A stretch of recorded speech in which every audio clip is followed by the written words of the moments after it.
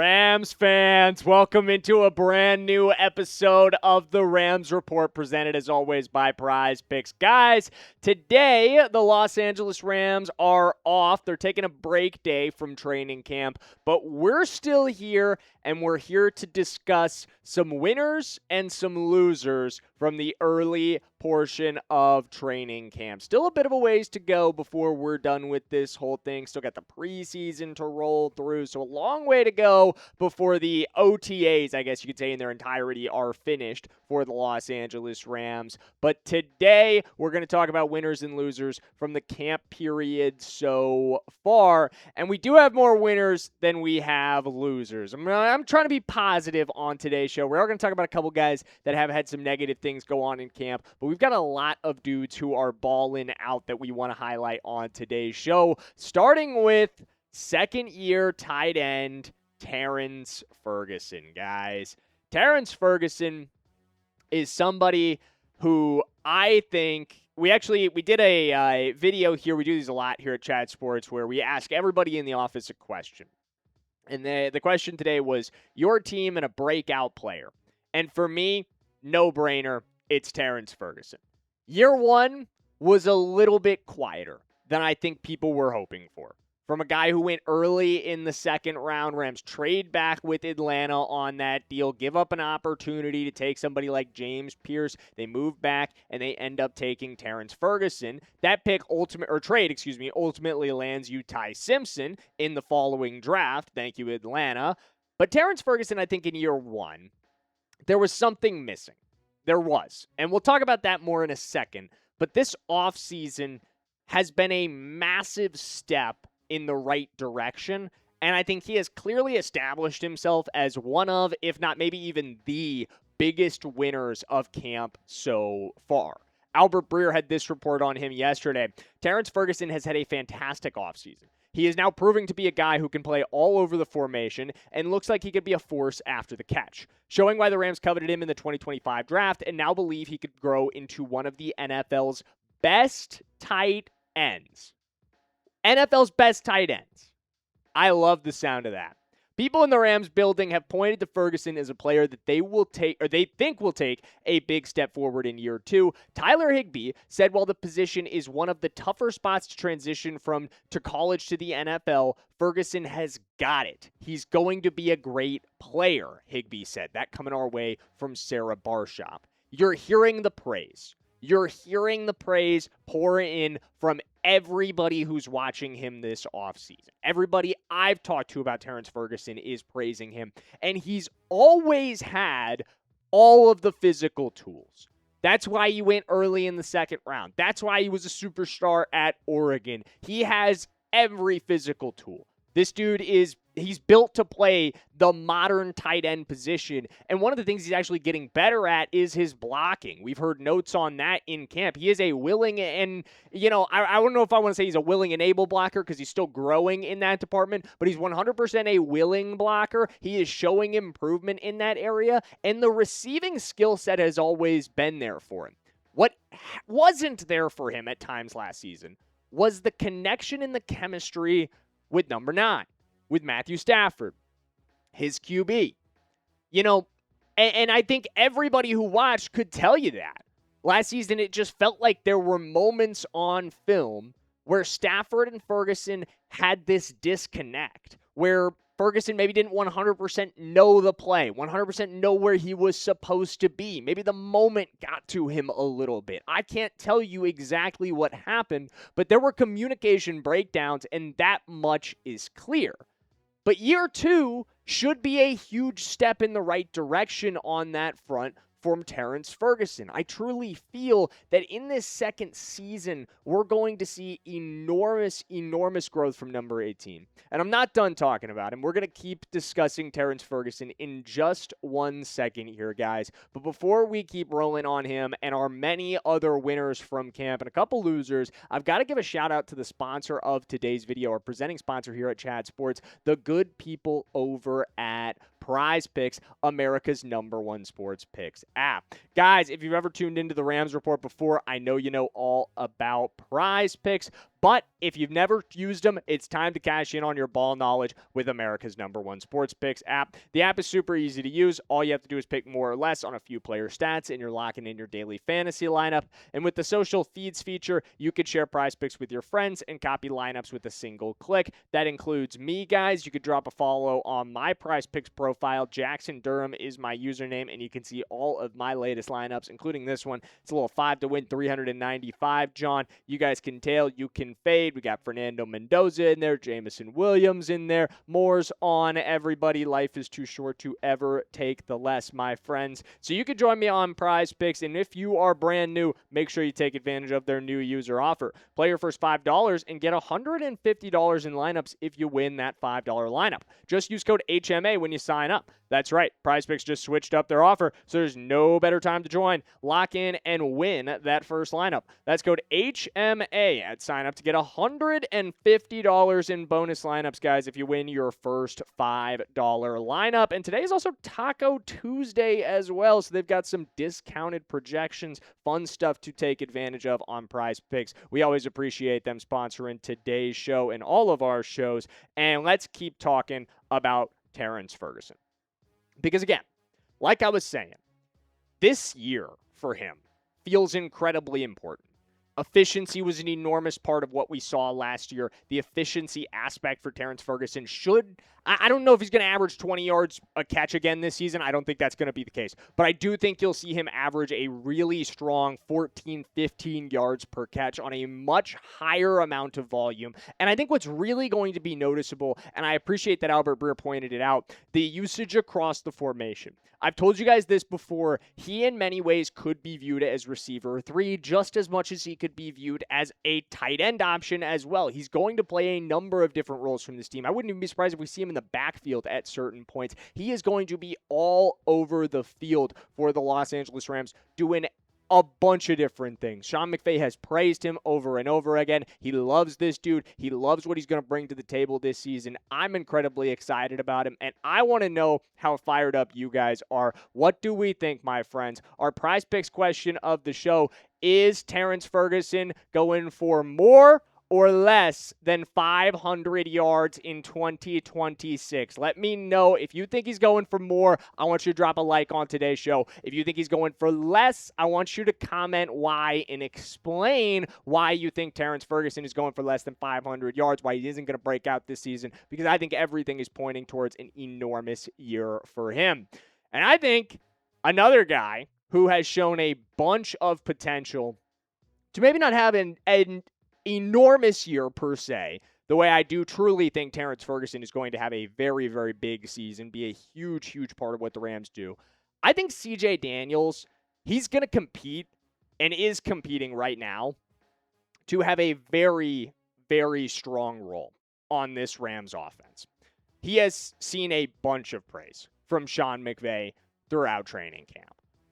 Multiple times when McVay is asked about young guys who are standing out, about rookies who are standing out, about the guys in the receiver room that are impressing him, he just keeps coming back to C.J. Daniels. Here's what he had to say: I'm excited about C.J., and he'll be another guy when you talk about the importance of the preseason. He'll be a guy I'm looking forward to watching play, and obviously in these practice settings as well. He continued on him. He's got a maturity. He has good-looking eyes. You feel his presence even just in the meeting room and his engagement to be able to answer questions. But again, it's really early on for any of these rookies, but I like his body of work, like the background that we did from people that you really trust and value their opinions. It's clear he's impressing people. It's clear, and it's been clear for a while. Like that first quote from McVay goes back to early this offseason around the rookie minicamp time. It's clear that he impressed the people he's been around.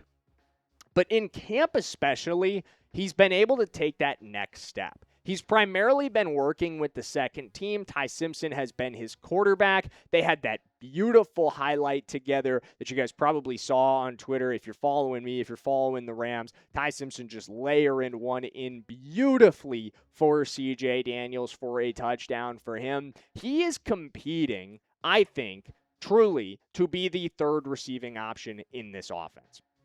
And the race is on, my friends, as far as receivers go. Because, again, Terrance Ferguson factors into this discussion as well. But the race to be receiver 3, purely wide receiver 3, is It's between CJ Daniels, Jordan Whittington, Konata Mumpfield, and Xavier Smith. And we've seen good things from every one of these guys. Konata especially, I think you could also consider a winner. He almost made this list as well. But again, it does feel like CJ Daniels, maybe to the surprise of some people, given he's a 6th-round pick, is right in the mix with Jordan Whittington and Konata, especially to be that third receiving option in this offense in 2026 and have a significant role. Even if he isn't and doesn't end up winning that out, I still feel like we're going to see a role that is very similar to, at the least, this is the floor, I think, for CJ Daniels, to what we saw from Konata in his first season. That's how impressive he's been to me in training camp. I am really, really excited about what CJ is going to bring to this offense in year one. Next up, this has been fun to watch. Stetson Bennett, guys. He is really, really growing. He's growing before our eyes. He was always kind of an older draft prospect, so the ceiling on Stetson Bennett was a question mark, I think, when he comes into the league. But what we're really seeing is how much environment matters in quarterback development, how much coaching matters in quarterback development, and how much being willing to just keep showing up and grinding your ass off matters in anything. And Stetson Bennett has all of those things going in his direction. He has an ideal environment to coalesce in and develop, and he has the willingness to just keep showing up and working every day. A lot of people writing him off right now, given the drafting of Ty Simpson.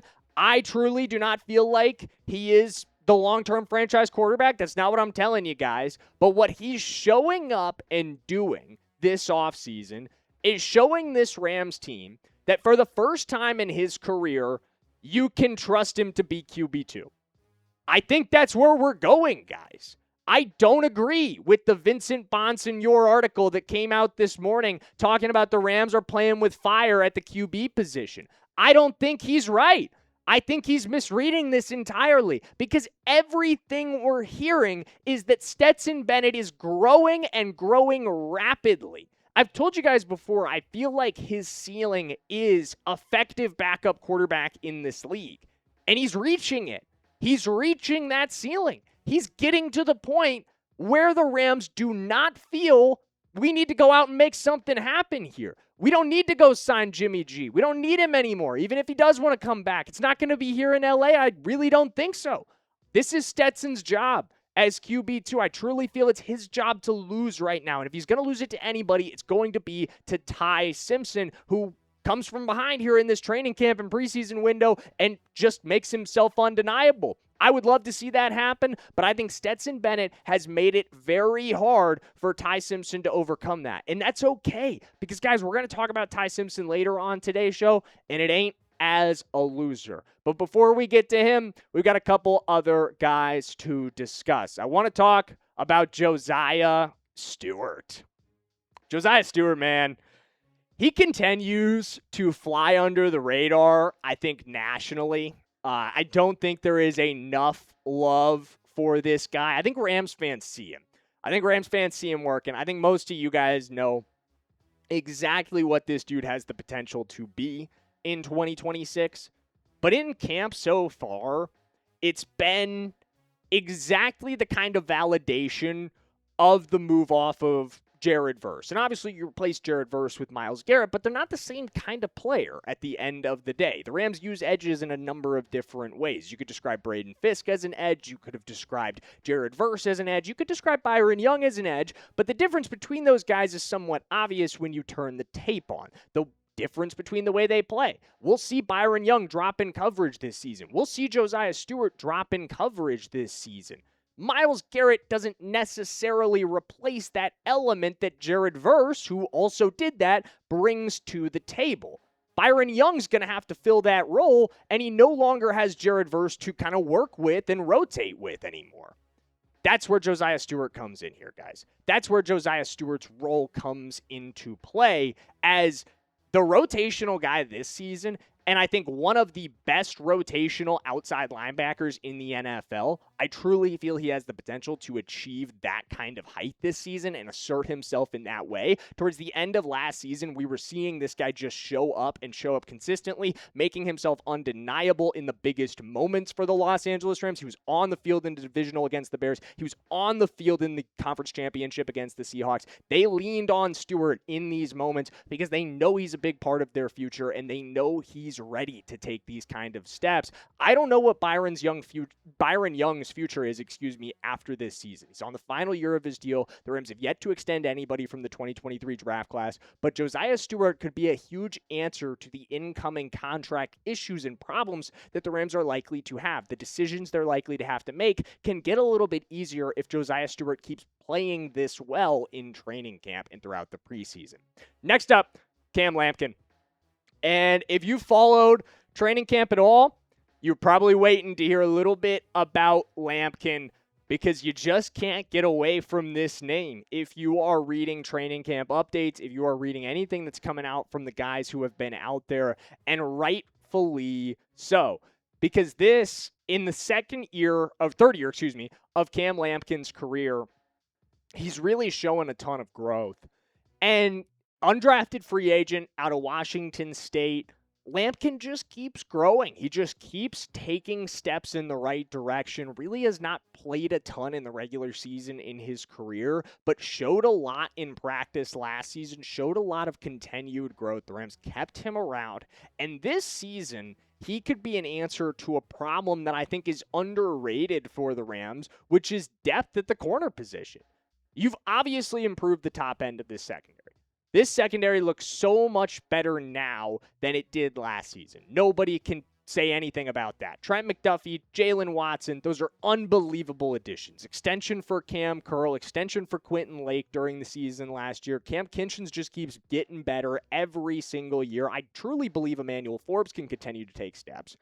But after those guys, it's a room of question marks.